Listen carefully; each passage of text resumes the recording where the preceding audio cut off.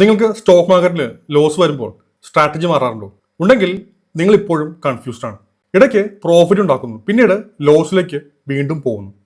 ഇതൊരു common problem ആണ്. നമുക്ക് ഇത് എങ്ങനെ സോൾവ് ചെയ്യാമെന്ന് നോക്കാം. നിങ്ങൾക്ക് ഒരു 3 ഇൻട്രാഡേ സ്ട്രാറ്റജി അറിയാമെങ്കിൽ അത് 3 തരത്തിലുള്ള ഇൻഡിക്കേറ്റർ വച്ചുള്ളതാവും, അല്ലെങ്കിൽ പ്രൈസ് ആക്ഷനോ അതോ വോളിയം ബേസ്ഡ് റേഞ്ച് ബ്രേക്കൗട്ടോ പോലുള്ളതാവാം. എന്തും ആയിക്കോട്ടെ, നിങ്ങൾക്ക് ഓരോ തവണയും ലോസ് വരുമ്പോൾ ഇതിൽ നിന്നും ഓരോന്നെടുത്ത് പരീക്ഷിക്കുകയാണ്. ഏത് മാർക്കറ്റിലും പ്രോഫിറ്റ് ഉണ്ടാക്കണം എന്നത് കൊണ്ടാവാം ഇങ്ങനെ മൾട്ടിപ്പിൾ സ്ട്രാറ്റജി മാറി മാറി ഉപയോഗിക്കുന്നത്. പക്ഷേ ലോസ് വരുമ്പോൾ കൺഫ്യൂസ്ഡ് ആവും. അങ്ങനെ ഇടയ്ക്ക് പ്രോഫിറ്റും പിന്നെ മുഴുവൻ ലോസും.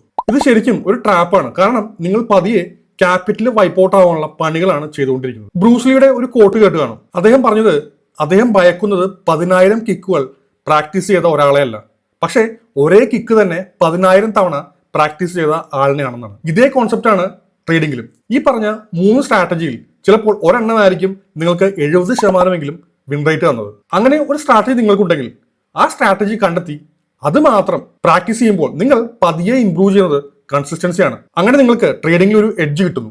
പതിയെ നിങ്ങളുടെ ക്യാപിറ്റൽ സ്കെയിലപ്പ് ചെയ്യാനുള്ള കോൺഫിഡൻസ് ഉണ്ടാകുന്നു. അങ്ങനെ നിങ്ങളൊരു സക്സസ്ഫുൾ ട്രേഡർ ആവാൻ സാധിക്കുന്നു.